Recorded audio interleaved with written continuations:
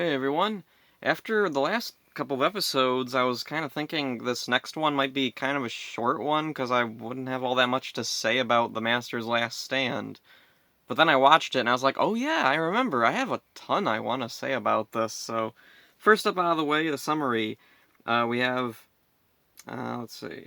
Master Org is sitting in his lair making a new plan, and then meanwhile we see Jindrax and Toxica hiking through the desert looking for something, and it's kept mysterious. We don't know what it is they're looking for. And then, let's see, Toxica finds this doorway to a tunnel or something. It kind of reminds me in the Mighty Morphin Power Rangers movie, where all those construction workers dig up Ivan Ooze's tomb, or whatever that's supposed to be. And then meanwhile, Alyssa sees a news report about Dr. Victor Adler being found in the jungle, and she recognizes the name from the research she had done in Nicole's family earlier. So then she calls up Cole and tells him about Adler being found, and so him and all the others go to meet Victor Adler at the hospital. And so then there's a really cool scene, which is also kind of illogical. They are just let right into the hospital to see this guy that the press was super all excited to see. This dude is all alone in his hospital room, and okay, weird. It's the whole episode is weird. So anyway, they go in, and Cole sees him, and he says, "Dr. Victor Adler, I'm Cole Evans. You worked with my parents, didn't you?" And then Adler turns around, and the audience, we know that it's actually Master Org if we've been watching the series, and even if we haven't been watching the previous episodes where that fact has been revealed, he's still pretty obviously Master Org. He doesn't really hide it well, but I guess it's forgivable because the Rangers don't really get that good a look at him, and they do react quickly when he goes up to Cole, hugs him, and then suddenly vines start shooting out of his hands, and everyone's like, "Cole, get away from him!" And everyone is knocked unconscious or something. I don't know. Oh, and I noticed my notes autocorrect messed up Cole's name here. Autocorrect is weird. It keeps messing up names, and like certain words it just doesn't want to exist. It changes them to other words. What's with that? Whatever. Anyway, so Cole wakes up in this warehouse, and he sees Victor Adler approach, and he's like, "Dr. Adler, why are you doing this?" And then Adler turns himself into Master Org and drops the disguise, and Cole's like, "Dr. Adler was Master Org." And all I can think is Master Orc saying, "I'm right here." So then, let's see. Oh yeah, he reveals the other Rangers are behind Cole, trapped in the vines, and then he reveals to Cole in flashback how he murdered his parents. Yeah, this is a very dark Power Rangers episode, just very dark and intense, and I like it. I wouldn't like if this was the tone regularly, but I think like maybe once or twice a season or two, maybe this type of thing could really work and add some depth and stakes to everything going on, because lately there's really no stakes in Power Rangers, it feels like. Everything's just very simple and juvenile, and I get it, it's for kids, but Wild Force is for kids too, and they managed to pull off probably the darkest episode in Power Rangers. Like, I'm thinking back to in Time Force, one of the darker moments is Rancic is responsible for Dr. Ferrix's death, and then he's also responsible for Frax's death later, and also brainwashing and puppeteering a zombie around, basically. Um, I'm sure there's other, like, dark things in Power Rangers, but like that and this really push things. Also, there's some later seasons with some pretty dark implications too. So anyway, Victor Adler was once a scientist working with Cole's parents, and here's a weird thing: what they were working on was trying to prove the existence of Animaria. What? What? I remember seeing this as a kid too, and it kind of threw me. Like, really? That's it? Like, you're not working on, like, cancer cures or, like, genetic modification or, like, anything, like, really big and important. You're working on proving the existence that, Animaria may or may not have. And it's weird because they don't really like talk about the island of Animarium. They're talking about Animaria, or are they talking about the Animarium? Whichever. It's kind of weird either way. And if it's Animaria, then it's just this land that Turtle Cove is on was once like magic or something. What? So that made me wonder, is the Animarium and Animaria like just a really popular urban legend or folk legend around Turtle Cove and nowhere else? Because then it shows that uh, they're given a grant to study like the origins of Animaria and what possibly happened to it. It'd be like if they gave a grant to someone for studying Atlantis. Like, I can see it happening, it's just very strange, and unlike Atlantis, which is like a worldwide thing that's well known about, Animaria in Power Rangers hasn't really been portrayed in that same light. So it's more similar to, like, I don't know. I'm trying to think of like an urban legend. I guess it'd be like if someone gave a grant to a ghost hunter to study the Fainting Goat Inn, which is like a local thing somewhere around here. There is a inn called the Fainting Goat Inn that's supposedly haunted. And I remember seeing it like once or something. I don't know why it's called Fainting Goat. Maybe that's part of the legend of ghosts there. Oh, and there's also the local library supposedly had like a haunted ghost incident thing once, and I remember actually seeing these ghost hunter people come in with like meters and Ghostbusters equipment, like looking around and being like, yeah, there's definitely ectoplasmic energy here. I don't know. Stuff is weird in reality, so I don't know. It's not that weird in fiction, I guess. So whatever. Moving on. Let's see. Da da da. There's a love triangle, which is a thing I really hate. It's not too bad here. It's handled well enough. Victor Adler is in love with the woman who would become Cole's mother, but she has feelings for the guy who would become Cole's father, and bitterness grew within Master Org Victor Adler and turned to hatred. Anger leads to hate. So then, oh, and there's also a weird bit where he's just kind of ignored at a press conference. The scientists are at a press conference, and he's about to speak about this trip they're taking to the Amazon to study the origins of Animaria or something. And this news reporter is like, "We want to hear from the other guy." And so then the other guy's like, "Oh, I guess they want to hear from me." So then he goes up, "So anyway, blah, blah, blah, blah, blah." And Victor Adler's in the back like, "I'm obviously evil." He has the Ilya Volok, who plays Master Org, Victor Adler, has some amazing facial expressions, body language.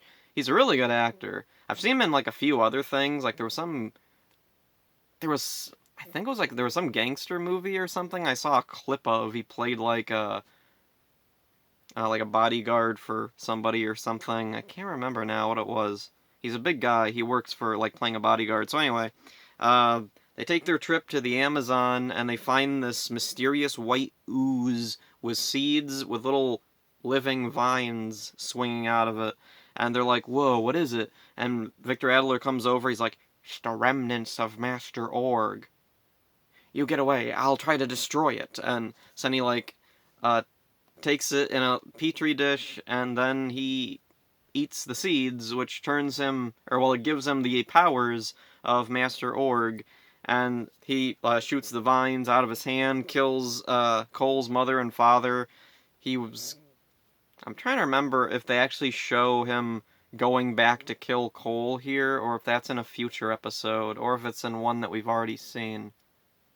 Because I remember, let's see, he shoots the vines, they wrap around the father, they wrap around the mother's holding something, he thinks it's Cole, he rips it away, there's nothing there, he goes back to the tent, and the tent's empty, and then Cole's raised by the jungle tribe. Oh, also, interestingly, if this whole grant was for a trip to the Amazon, then that's the jungle that Cole was raised in, and the Amazon is in South America, I think.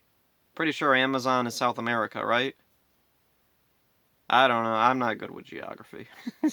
So then, after Master Org's flashback story, Cole just drops to his knees, and I love just his whole attitude here. Just completely just worn out from this story. He can't believe somebody could be that corrupt to murder like two people like that. Oh, also, when he murders his parents, there's some overacting, which I think maybe that's how this squeaked by standards, because I'm thinking back to.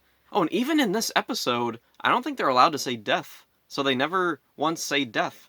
Master Org says, I finished your parents off, or something, and like every possible way they can scooch around saying death or I killed them, they do it. But they still show it. And I'm thinking back to like Mighty Morphin or Zeo or Turbo in space, even Lost Galaxy, like they could kind of kill main characters, but they're not going to stay dead. It's pretty rare for that to happen. I'm surprised Frax actually stayed dead. This whole team up episode came and went. They didn't bother bringing him back to life, even though he kind of, yeah, like he wasn't originally a bad guy. So anyway, moving on back to Wild Force. Uh, Cole's ability to hear heartbeats return, and unlike in Reinforcements from the Future, it actually is literally he can hear, or well, he can't hear Master Org's heart, which shows Master Org has truly become an Org and he is no longer human. And so then elsewhere we see Jindrax and Toxca find a statue of a General Org down in the tunnels they've been exploring. Then back to the warehouse, Cole morphs, he fights with Master Org, Merrick shows up. I guess Shayla contacted him. Or yeah, I think it was Shayla contacted him because I remember him like saying, "Okay, princess, I found the warehouse," or whatever. And so then, oh, my notes jumped around here. Where'd they go? Okay, there it is. So Merrick frees the Rangers. Cole activates the Animarium armor, blasts Master Org, which reverts him back into his human form, and he like tries to shoot at the Rangers, but then nothing happens. He's just a pathetic little man in a hospital gown and a headband waving his hand at them, and it's not doing anything. And so the Rangers turn to leave. Where are you going? Finish me off! Why don't you finish me off? And Cole turns around, and it reminds me of Goku at the end of the Frieza saga when Frieza's on the ground and dying, and Goku turns around and like shoots the thing at him, but it's just gives Frieza energy enough to live. This kind of reminds me of that, except Master Org, Victor Adler, isn't really in danger of dying. He's just lost his powers, and Cole says that I refuse to follow the path you did, or something. The Rangers just leave him behind. I guess assuming he's no longer a threat. He's lost his powers. He's a pathetic, lost, warped little man, and he's in no danger. So then they leave. Victor Adler is crawling through the desert and finds Jindrax and Toxca. Okay. So then they introduce him to the new Org General, Mandalok. Mandalok picks up Master Org and chucks him down the cliff. Okay. That's an introduction. So then we see the Rangers are at the cemetery, and Cole is laying flowers at the graves of his parents, now knowing that they are truly dead. And then we cut back to Victor Adler unconscious at the foot of the cliff, and then suddenly, through his little hospital headband, a horn sprouts. His eyes snap open. He's alive, and he's a true Org now. And that's a cool way to end this episode. It's a perfect cap to it. So, let's see. One of the really cool things with this episode, the thing that makes it stand out and that makes it really unique, is seeing the whole flashback to Master Org's backstory when he was a human before he became the villain Master Org. It's not often in Power Rangers that we get like a really deep backstory for the villains. A lot of the times the villains just kind of show up. They're monsters, they're aliens, they're just the bad guy meant to be defeated, and at the end they're defeated or whatever, and then we don't really think about them anymore. It's really cool to actually see the beginnings of like what created this monster and how it like how his mind works and what were his motivations and all that. It is really cool. And let's see. Looking through my notes here.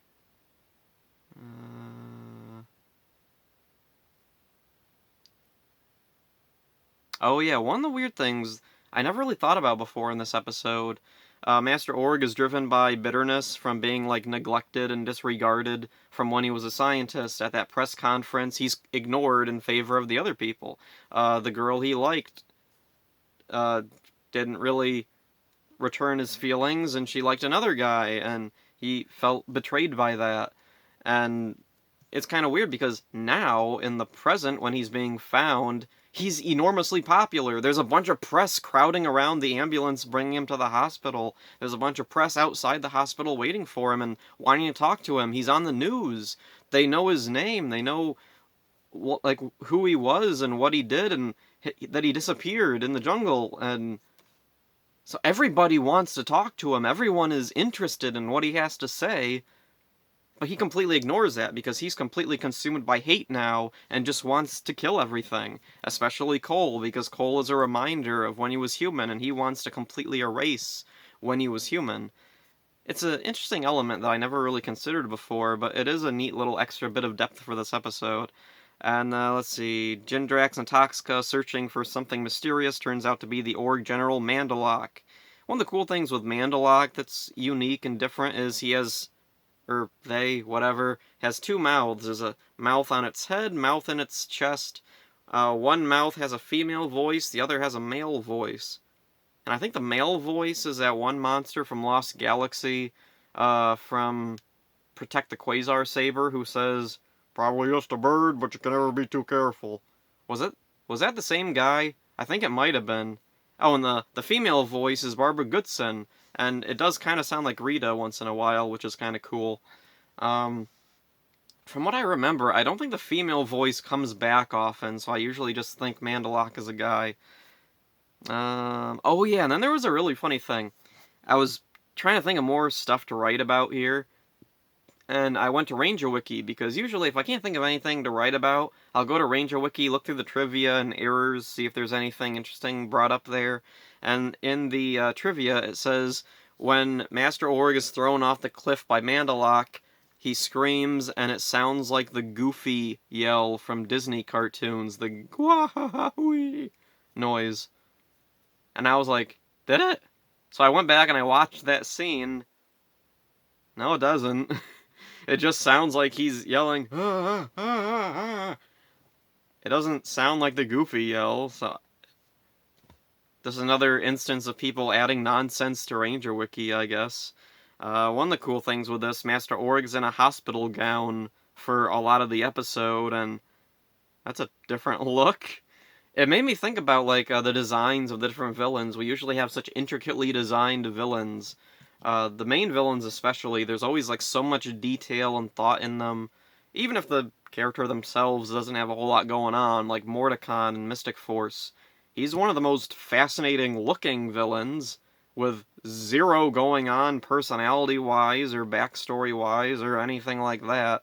And then we have Master Org, who's just completely stripped down to like his gown, the headband, his hair is all messed up, his face is really pale, and he's wounded and bruised up.